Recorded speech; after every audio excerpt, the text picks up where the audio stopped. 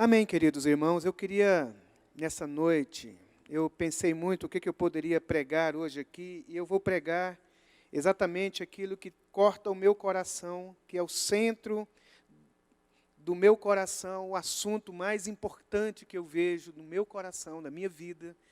E eu gostaria de falar com os irmãos. E claro que eu não vou falar aqui nenhuma novidade para você. Isso me deixa muito feliz, porque eu vou falar com você aquilo que você sabe de cor e salteado. Você sabe de trás para frente, de frente para trás, nenhuma novidade. Eu vou apenas lembrar você dessas realidades espirituais da nossa vida, da nossa relação com Deus. Eu queria que você abrisse a sua Bíblia, então, no texto de Mateus, o capítulo 5, versículo 1. Mateus 5, 1. Antes de nós lermos o texto, eu gostaria de orar com você. Senhor, eu te peço a Tua palavra nessa noite. Eu não sou palestrante do Teu Evangelho, Senhor. Eu quero ser pregador da Sua palavra. E eu peço que o Senhor fale conosco hoje, que Tu acrescentes a nós aquilo que o Senhor quer acrescentar, edifica-nos, constrói Seu caráter em nós, Sua palavra em nós, Seu ensino em nós. Fala, Senhor, porque quando Tu falas conosco é totalmente diferente. Eu te peço que Tu fales essa noite aos nossos corações, em nome de Jesus. Amém. O tema da minha palavra nessa noite é Ouça Jesus. Eu poderia escolher qualquer um tema para falar esse assunto, e eu coloquei Ouça Jesus por causa do lugar onde nós estamos lendo, é o Sermão da Montanha. Jesus vai falar muito nesse sermão. É o mais longo sermão de Jesus na Bíblia Sagrada. É o lugar onde ele falou por muito tempo. E então nada melhor do que esse tema mesmo, sugestivo, Ouça Jesus. E eu queria ler alguns versículos para vocês. Quero começar aqui do versículo 1, do capítulo 5 de Mateus. Vendo Jesus as multidões, subiu a um monte, e como se assentasse, aproximaram-se os seus discípulos, e ele passou a ensiná-los. Agora, versículo 22. Olha o versículo 22 do mesmo capítulo. Eu, porém, vos digo, vamos dizer? Eu, porém, vos digo. Olha o versículo 28. Está projetando aqui? Que chique, né? 28. O que está escrito na primeira expressão? Eu, porém, vos digo. 32. Eu, porém, vos digo. Versículo 32. Eu, porém, vos digo. Olha o versículo 39. 39. Vamos ler junto a primeira expressão? Eu, porém, vos digo. E por último, Mateus 7, o versículo 24, e nós vamos ler então até o versículo, eu vou ler até o versículo 27. Todo aquele, pois, que ouve estas minhas palavras e as pratica, será comparado a um homem prudente que edificou a sua casa sobre a rocha. Caiu a chuva, transbordaram os rios, sopraram os ventos, e deram com ímpeto contra aquela casa que não caiu, porque fora edificada sobre a rocha. E todo aquele que ouve estas minhas palavras e não as pratica, será comparado a um homem insensato que edificou a sua casa sobre a areia. E caiu a chuva, transbordaram os rios, sopraram os ventos, e deram com ímpeto contra aquela casa, e ela desabou, sendo grande a sua ruína. Ouça Jesus, esse é o convite de Deus para a humanidade. Esta é a palavra de Deus para todo e cada ser humano desse planeta Terra que já viveu, que está vivo e ainda viverá.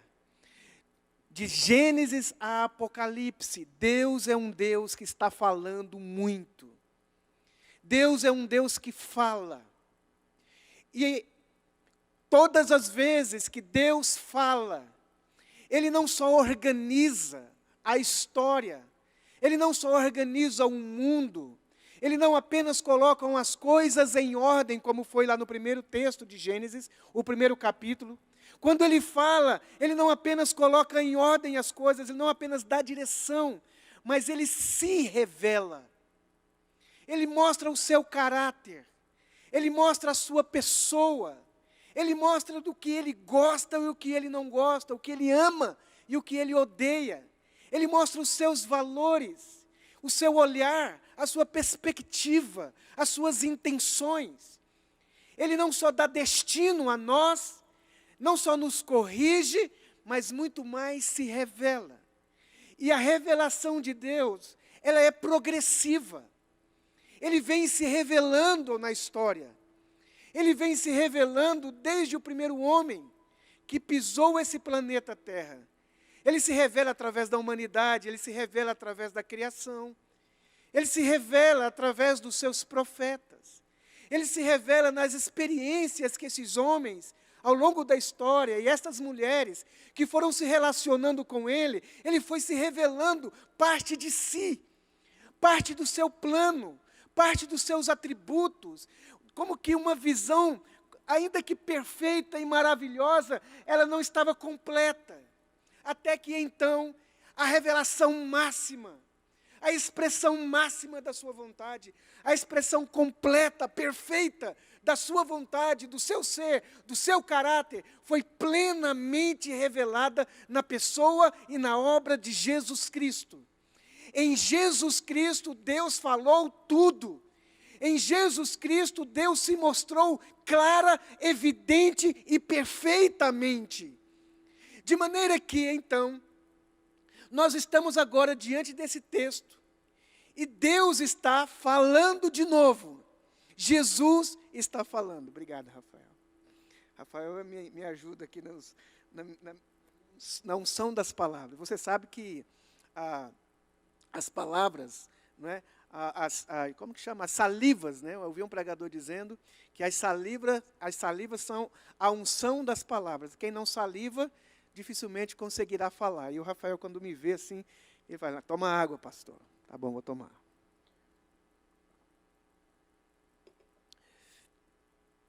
Ou seja, se Deus é um Deus que fala plenamente, se Deus é um Deus que falou profunda, intensamente na pessoa de Jesus, então agora não dá mais para dizer que não sabemos como Deus quer que nós vivamos. Não é possível mais celebrarmos a ignorância a respeito de como é que Deus deseja que eu seja, como é que Ele deseja, que Ele quer que eu me conduza na vida. Não dá para eu dizer, eu não sei o que Deus quer da minha vida. Por quê? Porque Deus falou muito, mas em Jesus Ele falou tudo. Em Jesus Ele falou plenamente. Foi isso que Ele disse para todos que estavam ali no momento do batismo: esse é o meu filho amado, esse é o meu filho amado. Quando os discípulos estavam na montanha, Pedro, Tiago e João, se eu não estiver enganado, na noite da transfiguração, enquanto Pedro e João e Tiago, quando viram Jesus junto com Elias e Moisés, conversando, eles ficaram em êxtase e queriam colocar uma cabana, uma para Jesus, uma para Moisés e outra para Elias. Enquanto ele estava dando essa ideia para Deus, ele é cortado imediatamente. Sabe quando você está conversando e alguém atravessa a sua conversa de uma forma bem mal educada? Que você está conversando e alguém corta a sua conversa. Foi o que Deus fez na fala de Pedro, quando queria construir uma cabana para Jesus, para Moisés e para Elias. E a voz que foi cortada disse: esse é o meu filho, ouça Jesus, ouça-no. Agora Deus fala em Jesus, não mais em Moisés. Era possível ver alguma coisa de Deus em Moisés, mas não dava para ver plenamente. Deus nos fala e se mostrou através das experiências de Davi e de tantos homens, mas não deu para ver plenamente. Mas agora em Jesus está claro, evidente. Não dá mais para dizer eu não conheço. Não dá para dizer eu não sei o que Deus quer de mim, o que Ele quer fazer na minha vida. Agora não tem como a gente dizer que não dá para saber o que Deus quer conosco, porque Deus está falando. Os evangelhos foram abertos, as cartas foram escritas e os mistérios foram revelados. Em Cristo, Deus fala abundantemente. Jesus falou através de discursos, contou histórias, parábolas, pregações. Ele falou nas ruas, nas casas, nos montes, nas sinagogas. Falou com alguns, falou com multidões, falou com uma pessoa só. E tudo que ele falou para essas pessoas foi registrado. Nada que ele disse que seria de extrema importância para aquilo que Ele quer construir na nossa vida foi oculto. E ainda, Ele não ficou satisfeito, Ele disse, é necessário que eu vá. Porque se eu não for, o Espírito Santo não virá. E quando Ele vier, Ele falará tudo aquilo que eu tenho dito a vocês, eu vou fazer lembrar vocês e vão falar outras coisas mais. Deus fala demais. Vamos dizer? Oh, irmãos, quando a gente fala, a gente se entrega. Não é isso? Quando a gente fala, a gente se entrega. E tudo que Deus quer é se entregar. Tudo que Ele quer é que você saiba tudo. Nada de mistério, nada. E Ele, quando você não entende, então Ele dá os dons de revelação, dons de interpretação, dons de maravilha. Ele dá os dons para a gente compreender. E se a gente não tem ainda, não tem capacidade, a Bíblia diz que o Espírito Santo testifica no nosso coração. É um Deus interessado demais em falar. E você não pode dizer, eu não sei o que Deus quer comigo. Oh, queridão, não dá. Não dá para cair nessa. Dá, irmãos? Não dá. Então é possível a gente saber o que é que Deus quer. Agora sabemos como viver para Deus.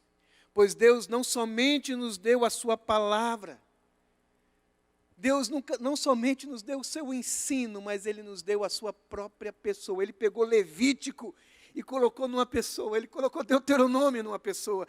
Você não está entendendo os profetas, então eu vou colocar dentro de uma pessoa. Essa pessoa é toda a expressão dos sonhos dos profetas. Você não entende lá o templo, então eu vou colocar o templo vai ser uma pessoa, o sábado vai ser uma pessoa, o cordeiro vai ser uma pessoa, a palavra vai ser uma pessoa. Deus está escancarado. Deus está completamente escancarado, para que se saiba quem Ele é, e em sabendo quem Ele é, a gente o adore, o reverencie, aprenda a ser como Ele é.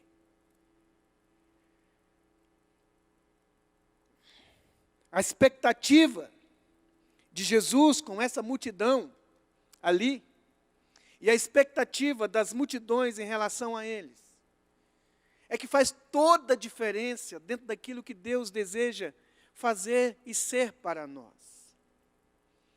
Tem uma multidão de gente ali. Pessoas que vêm de todos os povoados e aldeias. Eles estão vindo procurar Jesus. Eles têm interesse em Jesus. Eles ouviram falar de Jesus e vieram. E vieram para quê? Vieram para que Jesus desse um jeito nos seus males. Para que Jesus pudesse pôr, enfim, colocasse um ponto final nas suas angústias, nas suas dores, expulsar os demônios que estavam sobre as pessoas, curar as suas enfermidades, trazer respostas para as suas necessidades. A questão é que, enquanto uma multidão de gente está procurando Jesus, Jesus tem uma expectativa diferente. Se você olhar o capítulo 5, versículo 1, vai mostrar aí o que Jesus vai dizer. Olha só, vendo Jesus a multidão, subiu ao monte, como se assentasse, aproximou-se os seus discípulos, e ele passou a ensiná-los. Jesus está interessado em ensinar. Ele disse, vocês ouviram o que foi dito, eu digo a vocês agora.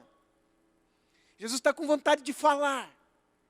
Enquanto a multidão está procurando Jesus para resolver as suas circunstâncias, existe um outro grupo de pessoas que Jesus está conversando com elas, e elas ultrapassaram esse nível de uma relação com Deus para que Deus resolva as minhas questões. resolva as minhas circunstâncias, resolva os meus dilemas, o meu problema de desemprego, que Jesus me dê um emprego, buscar Jesus para Jesus curar minha enfermidade, buscar Jesus para que Ele de alguma maneira conserte o meu casamento. Agora, quando eu começo a ouvir Jesus, eu começo a entender o que Ele quer de mim, e eu então vou ultrapassar esse novo limite, esse novo nível de relacionamento, não mais de alguém carente de que Jesus resolva as coisas em torno de mim, mas agora Ele quer que eu seja alguém que o busque para ser como Ele é. A expectativa da multidão é buscar Jesus para resolverem as suas coisas. O desejo de Jesus e a expectativa dos discípulos é que os discípulos desejam ser como seu mestre. Ser como seu mestre. Eu estava falando com uma pessoa esses dias, ele disse, eu gostaria que um aconselhamento. Eu quero um aconselhamento para que, de alguma maneira, Deus possa consertar meu casamento. Eu disse para ele, Deus não conserta casamento, filho. Deus conserta pessoas casadas. Deus não é casado. Você é casado. Ele quer consertar o seu jeito de lidar com a sua esposa. E se você consertar o seu jeito de lidar com a sua esposa, você vai consertar seu casamento. A Bíblia não promete que Deus vai te dar emprego. A Bíblia promete que Deus vai cuidar de você. Então, eu não vou orar para Deus te dar emprego, eu vou orar, não é que nós não possamos orar para Deus dar emprego, amém? Nós podemos orar, essas pessoas foram lá e pediram emprego, pediram saúde, pediram cura, pediram soluções para os seus dilemas, mas há uma expectativa um pouco maior, um alvo um pouco maior, é como alcançar uma maturidade espiritual, em que agora eu preciso ser resolvido, e é nesse sentido então, que existe uma expectativa de Deus em você. Deus não quer consertar as coisas em torno de você, Deus quer consertar você, transformar você. Então, como eu posso perceber essa relação que Jesus quer ter comigo? Como é que Ele sintetizou, como Ele resumiu essa relação que Ele quer estabelecer conosco? Eu coloquei aqui algumas maneiras que nós vemos em toda a Bíblia, de maneira categórica, no Sermão da Montanha. Se fosse para resumir a relação que Jesus teve com o Pai, e que nós também devemos ter com Deus, e o que Ele deseja fazer, eu coloquei aqui em 4 experiências, que Ele deseja fazer conosco. A primeira é essa que está aí.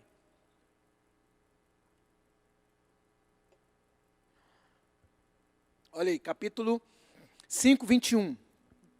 Vamos ler o texto, depois a gente vê. 5, 21. Ouvistes o que foi dito aos antigos, não matarás, e quem matar estará sujeito a julgamento. Eu, porém, vos digo que todo aquele que sem motivo se irá contra o seu irmão, estará sujeito a julgamento.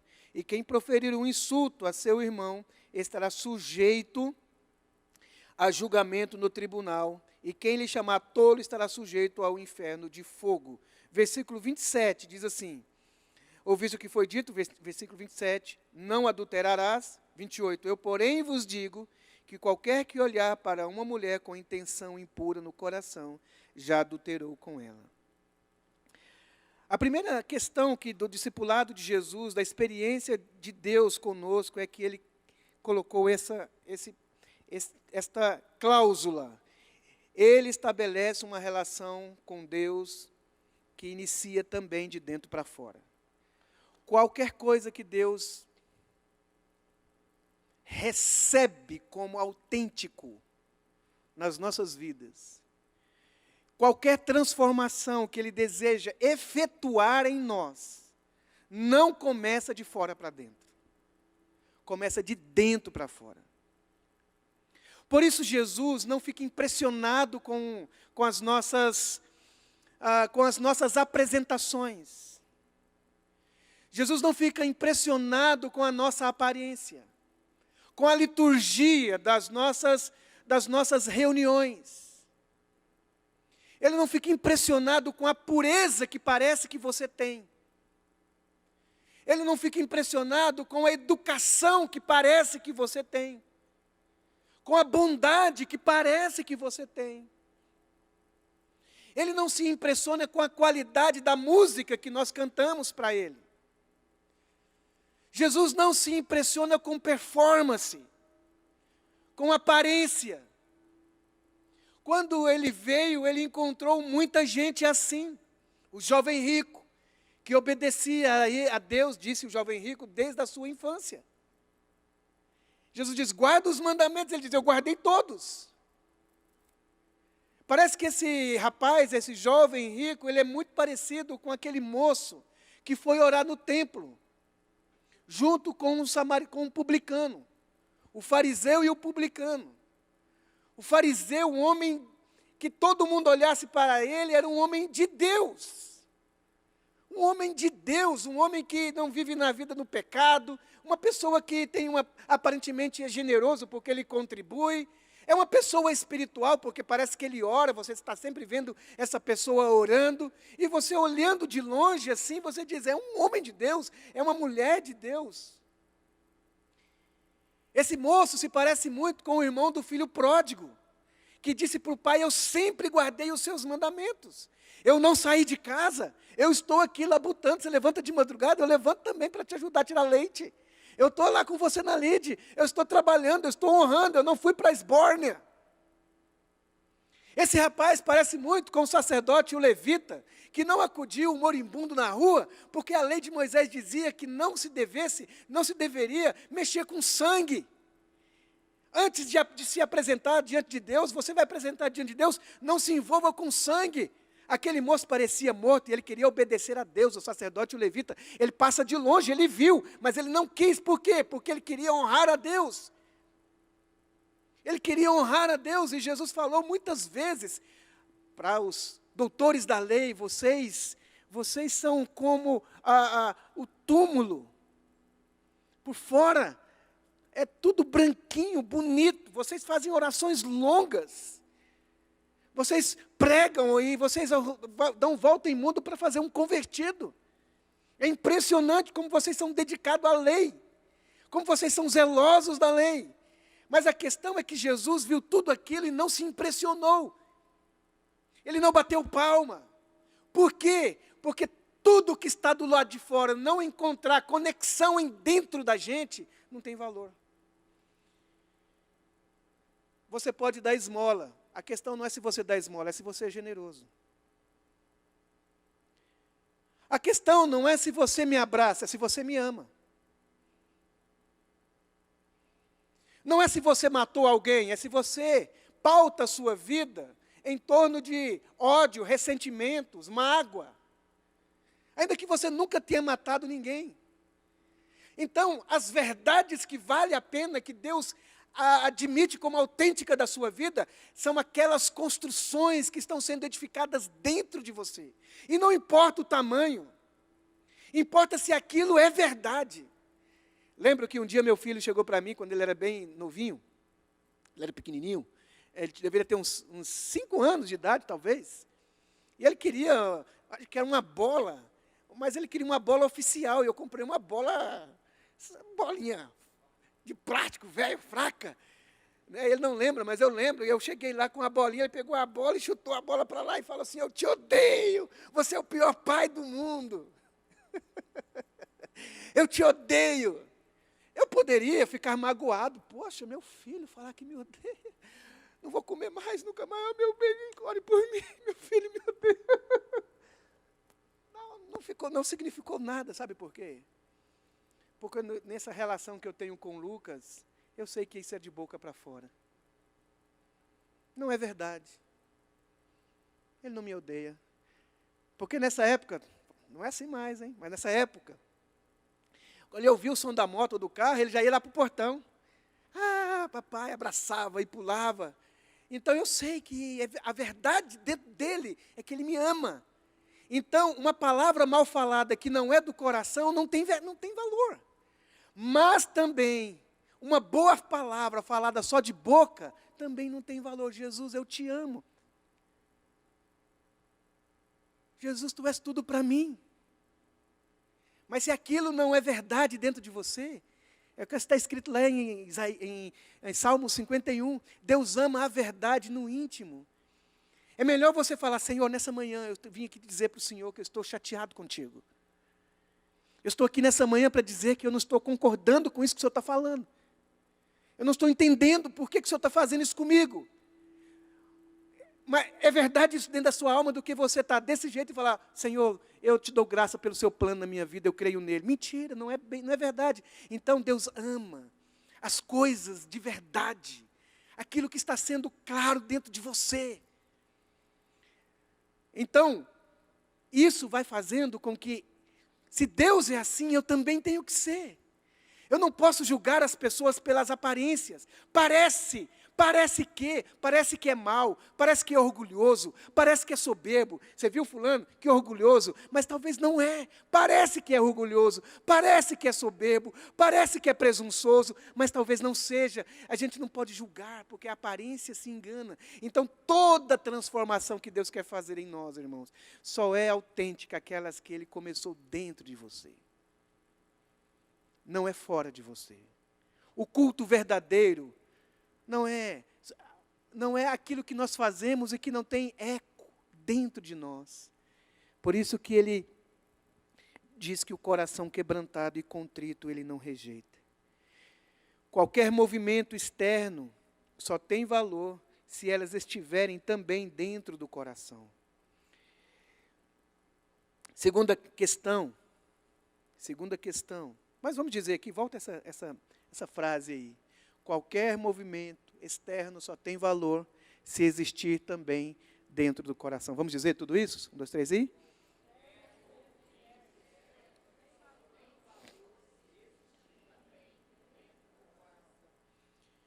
Ô irmão, se você falar que gosta de uma pessoa e odeia, sabe o sorrisinho amarelo? Sabe, é melhor você chegar e falar, olha, eu tenho dificuldade com você, do que fingir que está tudo bem. Porque Deus ama a verdade que está dentro de você. Ela pode ser até uma verdade ruim. Você pode até dizer, Senhor, é verdade, eu me casei virgem, nunca fiquei com outro homem, mas eu sou um pervertido. Do que você se postar como alguém que é pervertido, postar uma cara de santo. Deus não está escandalizado com a sua natureza pecaminosa. Ele sabe que você é assim. Ele sabe que nós temos tendências dentro de nós. Por isso, os males maiores não estão do lado de fora. As piores coisas não estão nas outras pessoas. Elas estão em nós. Então, cuidado com as aparências. Esse é o primeiro critério, eu acho isso tão precioso. As verdades que Deus quer colocar em nós, elas começam do lado de dentro. Segundo, ele só aceita uma relação com Ele, com Jesus, com Deus, no relacionamento com os próximos. Ele só aceita uma relação com Ele, e Ele aceita essa relação como verdadeira com Ele, se existir uma relação com você. Cortei a relação com você, você não entra no meu relacionamento. Se eu seleciono pessoas no relacionamento comigo, você pode ter certeza que Jesus vai parar você e falar, opa, calma lá. Eu só aceito ser amado por você no próximo. É por isso que ele vai dizer aqui no 5:43, Mateus 5:43, olha o que ele diz aqui. Ouviste o que foi dito, amarás o teu próximo e odiarás o teu inimigo. Eu, porém, vos digo, amai os vossos inimigos e orai pelos que vos perseguem e vos maltratam. A questão da vida não é você gostar de quem gosta de você. Não é você ser parceiro de quem é parceiro contigo. Não é você gostar de abraçar quem é abraçável. Amar os amáveis. Gostar dos gostáveis. Aquela pessoa que te trata bem, você perdoar ela é muito fácil. Não há desafio nisso. Jesus disse que se você ama só quem ama você, o que você faz demais? Todo mundo é assim. Olha, é óbvio que isso é uma coisa muito comum. Você tratar bem quem te trata bem. Quem sorri para você. Quem estende a mão para você. Quem é legal com você. Quem entende você. Quem concorda com você. Quem pensa igual você. Quem olha para a vida do jeito que você olha. Quem tem os seus óculos. Quem gosta de se vestir como você se veste. Quem gosta de cantar as músicas que você canta. É óbvio que você vai se apegar a essas pessoas.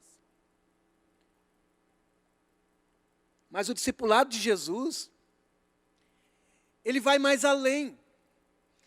Que ele aceita que você realmente está sendo transformado, é quando você começa de maneira muito especial, de uma maneira assim incrivelmente perceptível na sua vida. Você que não era assim, daqui a pouco você está fazendo as pazes com seu cunhado. Você está tratando bem a sua sogra. Você está tratando com cordialidade o seu inimigo. Você está perdoando ofensas graves na sua vida. O discipulado está acontecendo. O evangelho está prosperando. Não é quando você ama quem ama você, mas é quando você ama quem persegue você, quem odeia você, quem faz mal a você, quem te maltrata, diz a Bíblia, fazer o bem para quem te persegue e te maltrata. Você abrir espaço para esse tipo de gente, de pessoas. Você dar a nova oportunidade, quando ele disse te bater na face, oferece a outra, é como se dizendo, dá outra oportunidade para ela errar de novo com você. Mas eu já apanhei tanto, está roxo. Volta de novo, você viu as costas de Jesus? Quantas chicotadas, e uma, e duas, e três, e 4, e 40. E tapas, e cuspe, e esbofetões, e murros, e blasfêmias. E ele disse, Pai, eu perdoa. Eles não estão entendendo, eles fazem isso porque eles não sabem. Eles estão perdidas, eles estão cheios de ódio, eles vivem pelo ódio, eles não entendem amor, eles não entendem compaixão, eles não entendem misericórdia, eles não entendem um sentimento de mansidão. Perdoa eles, Pai.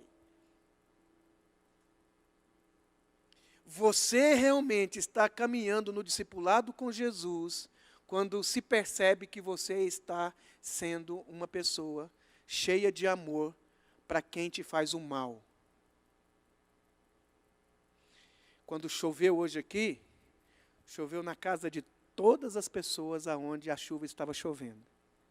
Na casa de ateu, de macumbeiro, de crente carnal, de crente fiel, de homens de Deus, de gente que nem acredita em Deus, de bandido, de estuprador. Quando a bondade de Deus vem, a bondade de Deus não é seletiva. Deus é bom para todo mundo. E Ele não espera menos de mim. Que eu seja só bom para quem é bom. A minha chuva também tem que cair na casa de quem é mau. Eu preciso estender as mãos. Vai te matar, não tem problema.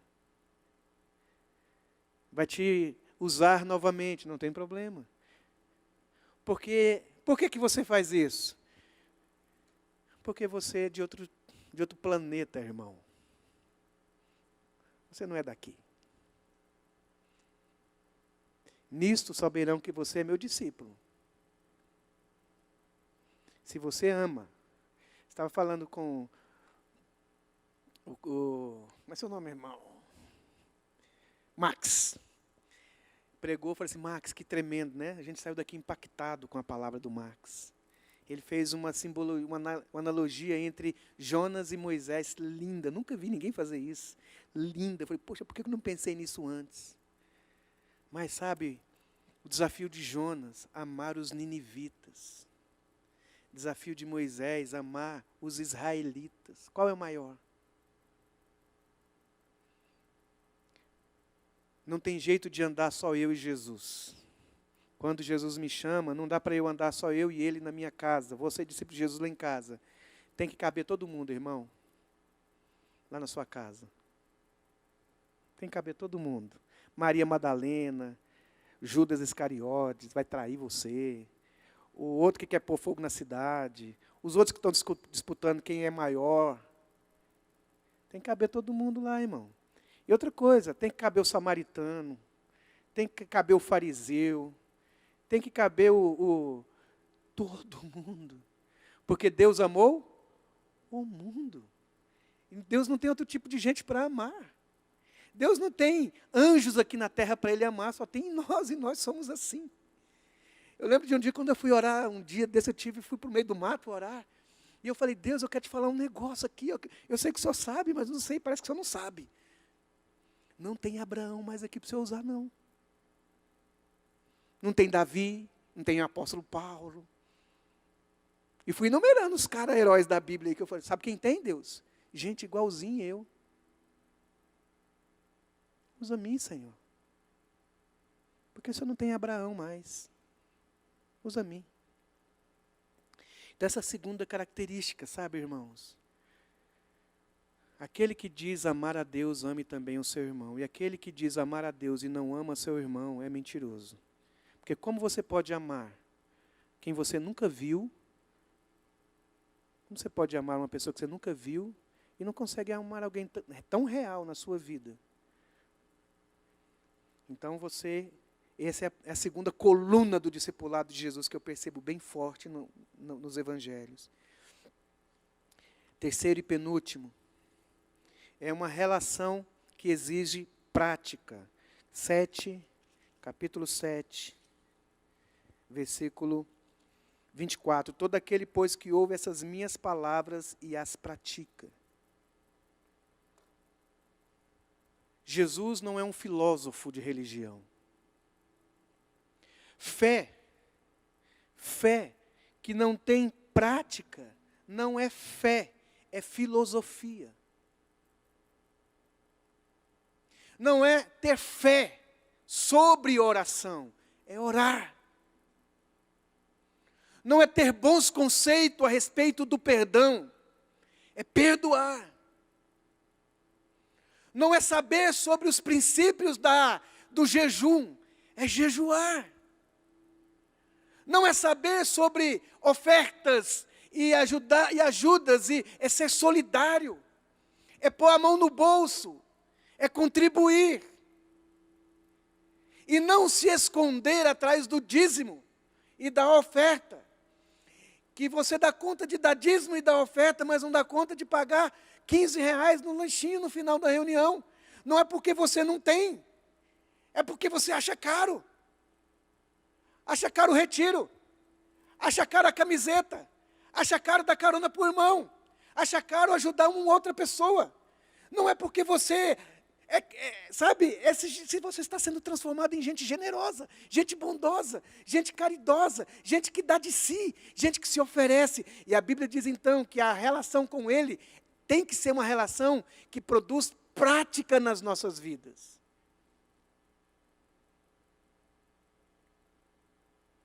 Tem alguém na sua vida que você não gosta? Ele diz, então você, antes de trazer a oferta, antes de pregar, antes de cantar, antes de limpar aqui as cadeiras, antes de ligar o som, antes de ir para o trabalho, porque agora tudo é culto, antes de você fazer alguma coisa para mim, vai lá no seu irmão, olha nos olhos dele, reconcilia-te com seu irmão, depois você vem e oferece a sua oferta. Porque até que você não faça isso, o seu culto não tem valor para Deus.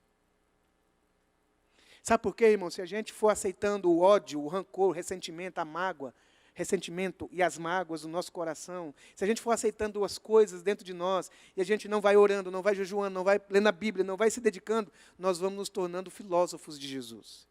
Nós temos excelentes ideias a respeito de Jesus. A gente fica de pregação em pregação, de livro em livro, cheio gordo, de tanto conhecimento, de tantas teorias, mas não sai nada. Você vai orar com o irmão, não dá conta de orar com o irmão. Vai orar, não dá conta de orar. Vai ler a Bíblia, ela é grande demais. Então tem que praticar, querido. Tem que praticar a palavra. Porque senão a sua casa vai cair sempre. Vai chover, cai. Chove, cai. A gente tem que ir lá ajudar o irmão. Ô, irmão, vamos ajudar aqui o irmão, que a casa dele caiu de novo, cara. E haja construir casa, sabe? Jesus não quer ajudar você a construir casa. Quer te ensinar a construir alicerce. Você constrói a casa. Ele te dá o alicerce. Ele é o alicerce.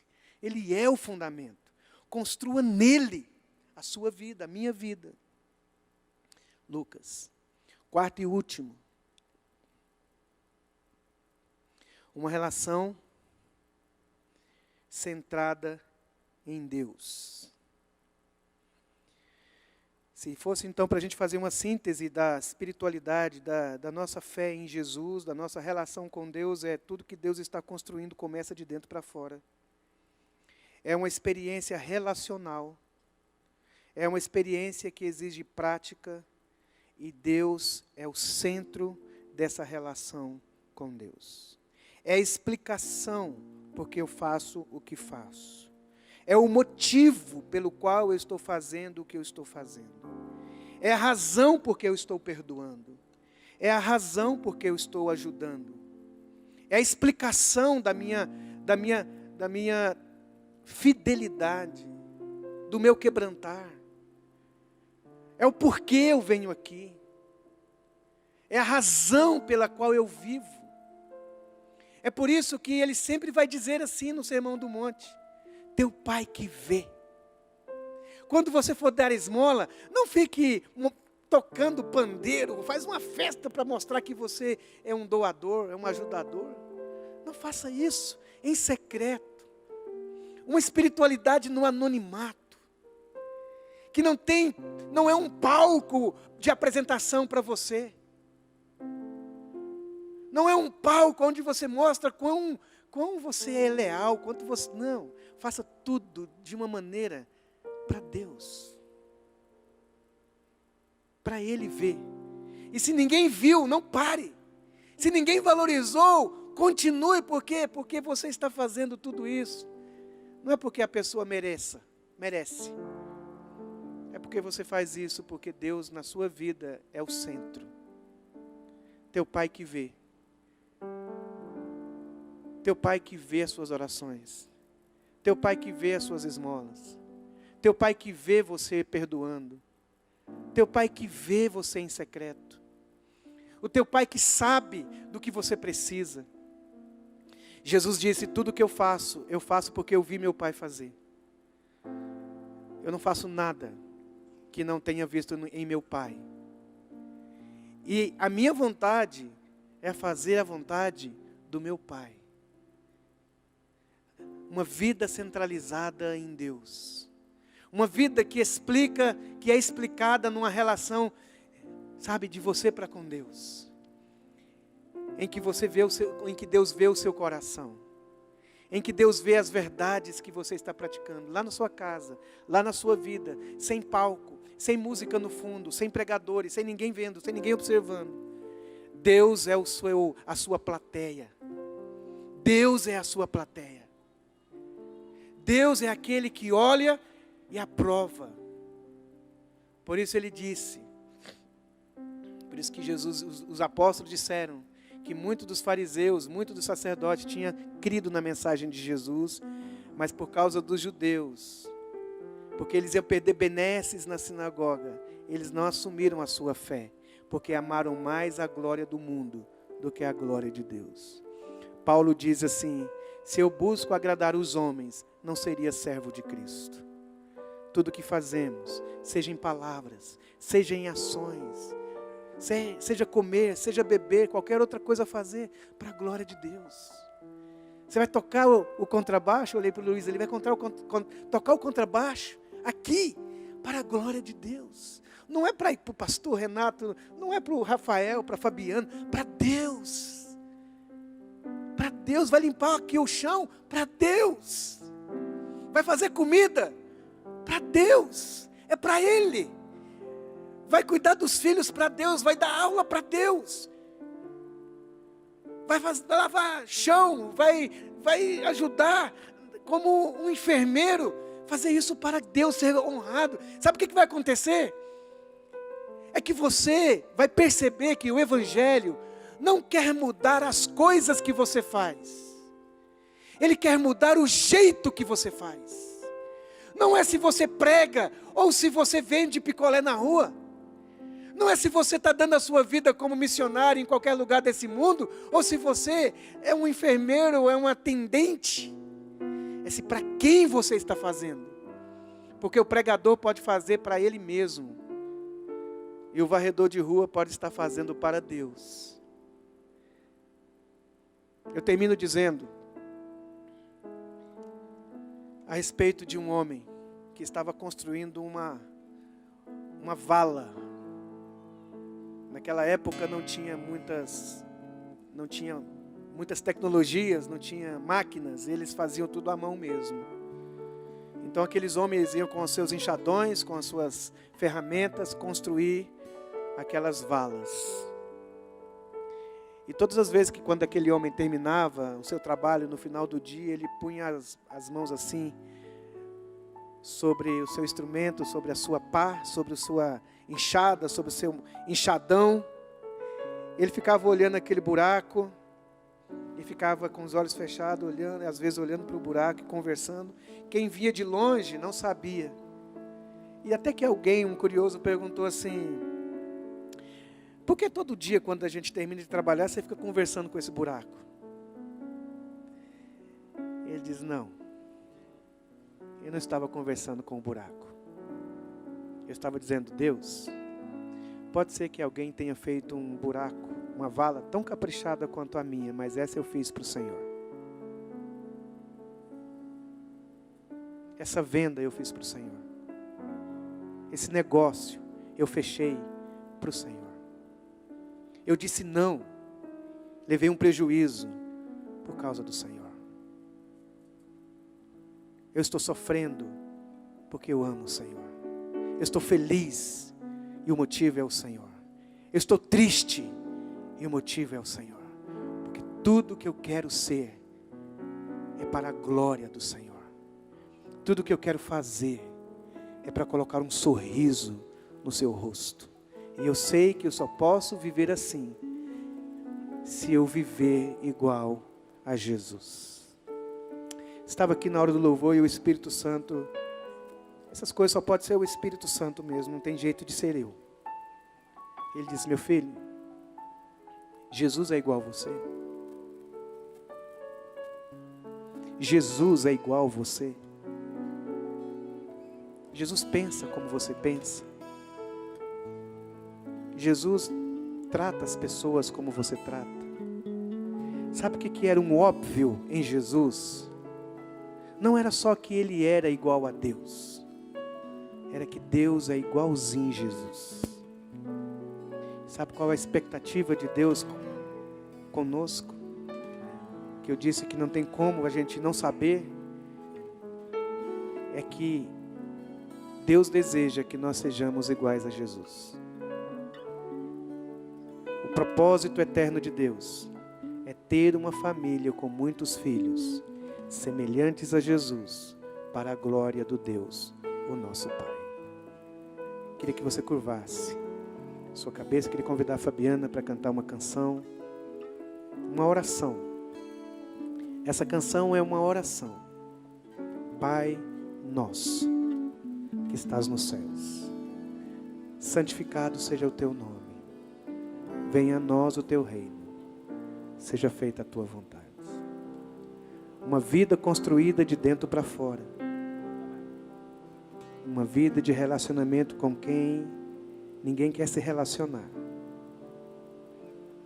Uma vida de prática espiritual. E uma vida centrada em Deus, nosso Pai.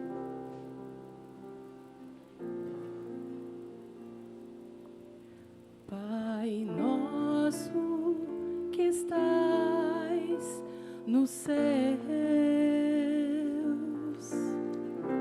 santificado seja o teu nome.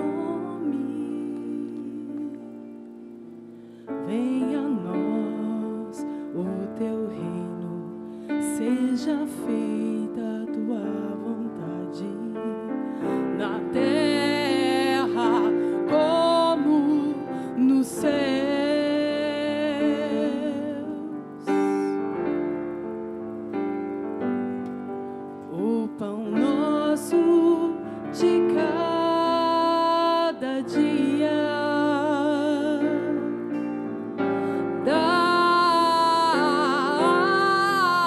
Dai-nos hoje